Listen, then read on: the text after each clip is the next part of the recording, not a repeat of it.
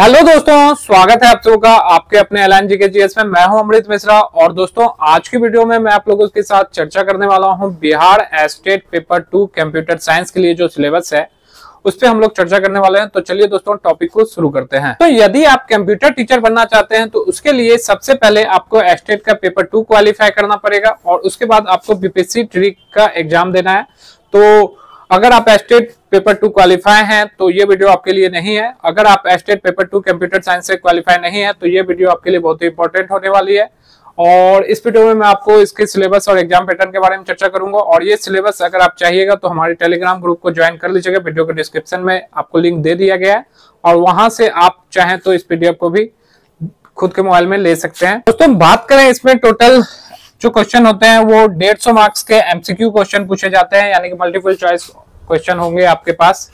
और इसमें जो है दोस्तों 150 मार्क्स जो है वो 2 यूनिट में डिवाइड होकर आपसे क्वेश्चन पूछे जाते हैं। पहला आपके सब्जेक्ट के लिए होता है फर्स्ट यूनिट, दूसरा जो है वो पेडागॉगी और अदर स्किल के बेस पे आपका एग्जाम होता है। दोस्तों इसमें किसी भी प्रकार की नेगेटिव मार्किंग नहीं है और हर क्वेश्चन के लिए आपको 1 अंक मिलेगा और एग्जाम जो है आपका वो 2.5 घंटे का होगा। दोस्तों बात करें फर्स्ट यूनिट में तो फर्स्ट यूनिट में आपका जो सिलेबस है उसमें आपको digit logic, computer organisation and architecture, programming and data structure, algorithm, operating system, database management, computer network, software engineering, fundamental e commerce, multimedia, AI, internet of things, web based application, object oriented programming और theory of computer.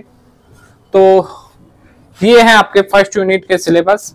करें आपके second unit की तो second unit में आपसे 50 marks के question पूछे जाएंगे, जिसमें से सिंपल सी बात है 30 नंबर आर्ट ऑफ टीचिंग से होगा और अदर स्किल से आपके 20 मार्क्स के क्वेश्चन होंगे। तो अगर इसकी डिटेल सिलेबस आपको देखनी है तो अभी मैं आपके साथ डिटेल सिलेबस भी शेयर करने वाला हूँ। देख सकते हैं सिलेबस फॉर उच्च माध्यमिक पेपर 2 एस्टेट कंप्यूटर साइंस के लिए ये सिलेबस है। और यहाँ पर सबसे पहले आपको नजर आ रहा होगा दोस्तों डिजिट लॉजिक। तो डिजिट लॉजिक आपका पहला टॉपिक है। इसमें दोस्तों आपको डाटा एंड नंबर सिस्टम्स के बारे में सवाल होगा। इसके अलावा दोस्तों जितने भी बाइनरी, हेक्साऑक्टल वगैरह रिप्रेजेंटेशन है उनसे क्वेश्चन होंगे। यानी कि मोटा मोटी अगर आप कंप्यूटर फंडामेंटल का अध्ययन कर लेते हैं, जैसे कि मार्केट में एक बुक है कंप्यूटर जागरूकता करके, सबसे पहले आप उस बुक को पढ़ लें दोस्तों। उससे आपको कंप्यूटर के बेसिक कॉन्सेप्ट क्लियर हो जाएंगे और उसमें जो ऑब्जेक्टिव क्वेश्चन दिए गए हैं उस पर भी आप अभ्यास कर लें। सेकेंड चीज जो है आपका वो कंप्यूटर ऑर्गेनाइजेशन एंड आर्किटेक्चर है। कंप्यूटर ऑर्गेनाइजेशन में आपको दोस्तों नंबर सिस्टम के बारे में पढ़ना है, जैसे कि डेसिमल टू बाइनरी में कन्वर्ट करना। तो ये सारे मेथड अगर आपने कंप्यूटर फंडामेंटल की अच्छी तरीके से नॉलेज ली रखी होगी किसी भी इंस्टीट्यूट से, डीसीए वगैरह कर रखा होगा, तो उसमें भी आपको ये सारे मेथड सिखा दिए जाते हैं। और अगर आपको ये सारे नहीं आते हैं तो आपको मैं डे बाय डे करके इसकी जितने क्लासेस हो सके वो मैं आपको प्रोवाइड करवा दूंगा। माइक्रो कंप्यूटर के बारे में है और गेट के बारे में पढ़ना आपको दोस्तों, जितने भी गेट होते हैं, or gate, and gate, nor gate, सारे गेट के बारे में आपका सिलेबस है। इसके अलावा दोस्तों प्रोग्रामिंग एंड डाटा स्ट्रक्चर, तो प्रोग्रामिंग से रिलेटेड भी क्वेश्चन होंगे आपके। एल्गोरिदम, तो एल्गोरिदम से रिलेटेड जो भी टॉपिक है उसे भी आपको पढ़ना होगा अगर आप एस्टेट क्वालिफाई करना चाहते हैं तो। इसके अलावा दोस्तों बात करें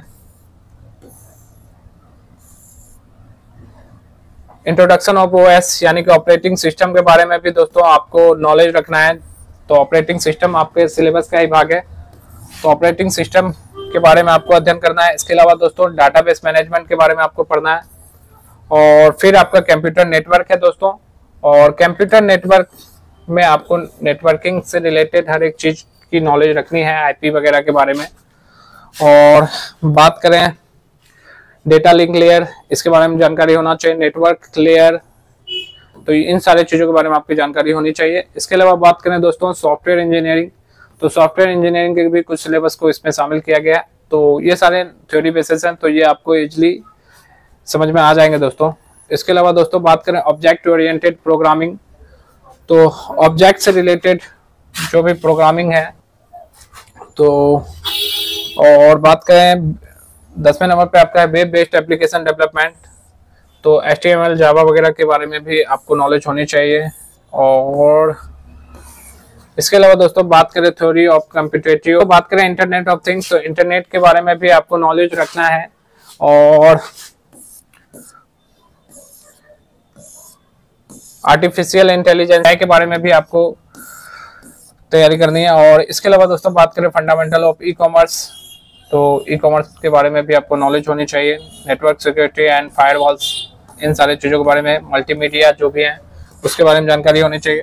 और लास्ट में दोस्तों आपका जो है यूनिट 2, जैसे कि मैंने बताया था, आर्ट ऑफ टीचिंग 30 मार्क्स का होगा और अदर स्किल 20 मार्क्स का है। तो आर्ट ऑफ टीचिंग दोस्तों इसमें आपको micro teaching, instructional analysis, effective ecosystem of classroom, तो क्लासरूम के वातावरण से रिलेटेड और जो भी चीज़ें ध्यान रखनी चाहिए एज ए टीचर, उन सारी चीज़ों के बारे में क्वेश्चन होते हैं। तो ये नॉर्मली आप किसी भी एक बुक से प्रिपेयर कीजिएगा तो आपका हो जाएगा।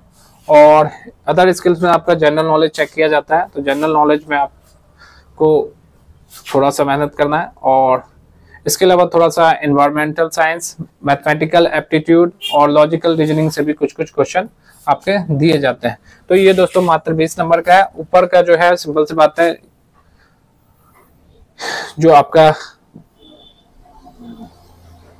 आर्ट ऑफ टीचिंग है वो 30 मार्क्स का है। तो पहले आपको इस सिलेबस को अच्छे तरीके से कवर करना है दोस्तों। कहीं से भी तैयारी करके आप इस सिलेबस को कवर कर सकते हैं और समय मिलने पे जैसे जैसे जो भी टॉपिक होगा मैं इसमें से आपको कवर करवाते चलूंगा।